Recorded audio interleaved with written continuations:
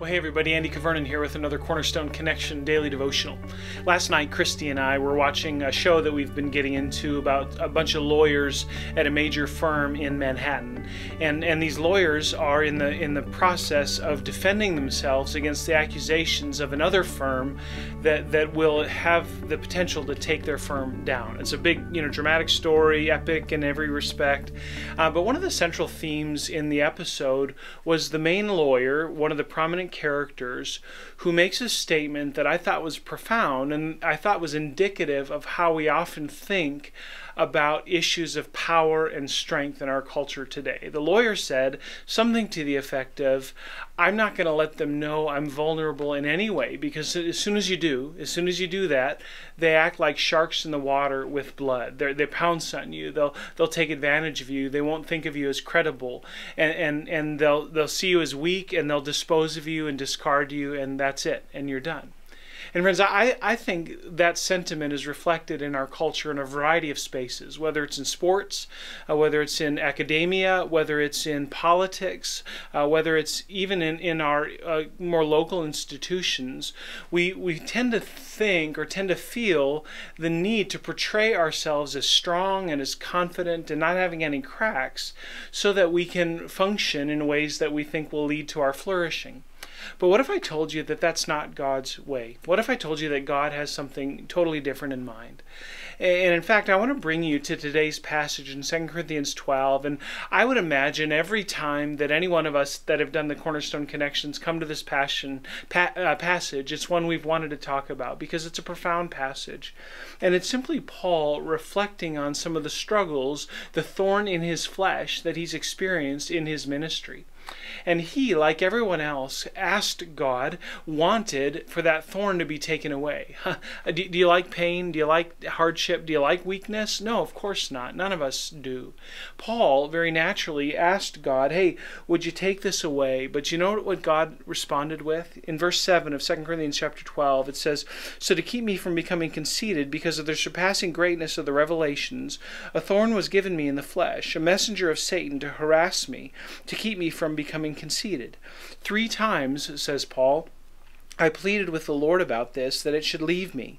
But he said to me, my grace is sufficient for you, for my power is made perfect in weakness. Therefore, I will boast all the more gladly of my weaknesses, so that the power of Christ may rest upon me.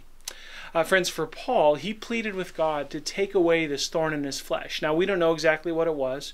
Could have been his eyesight, could have been relationship issues, could have been some other debilitating disease.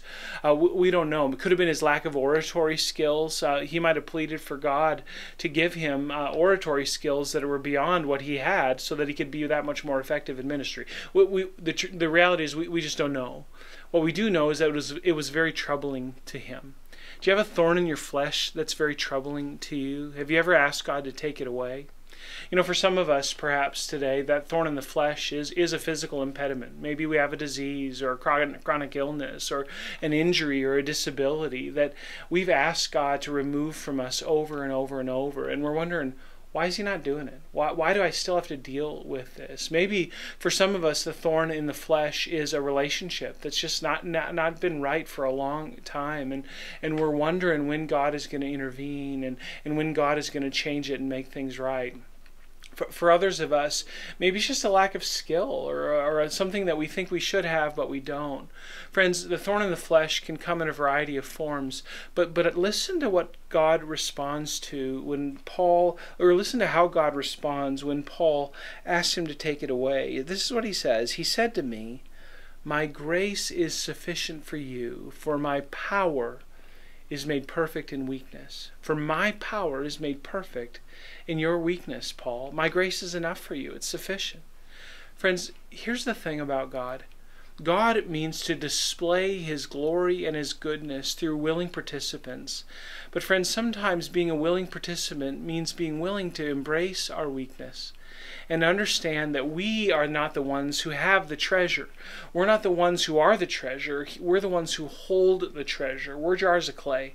We're cracked and we're broken in a variety of spaces, and perhaps that's precisely what God wants to use to display that which is of far surpassing worth and glory. Friends, God is the one who has the treasure, and He delights in using broken vessels. He delights in using those who are weak to display His strength and His power.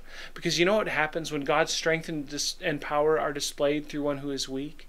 He gets all the glory.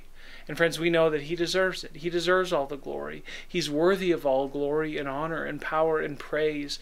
And He's constantly moving in the universe to bring people into alignment with Him. And so friends, when you have a weakness, when you have a struggle, rather than resenting God for it, rather than maybe trying every which way to move away from that weakness, I wonder if you could just sit at Jesus' feet and acknowledge the weakness before Him and say, Jesus, I'd like not to have this. I'd like not to have a thorn in my flesh. But if having a thorn in my flesh is what's necessary for you to display your goodness and power to others through me, then bring it. I'm content. Have your way.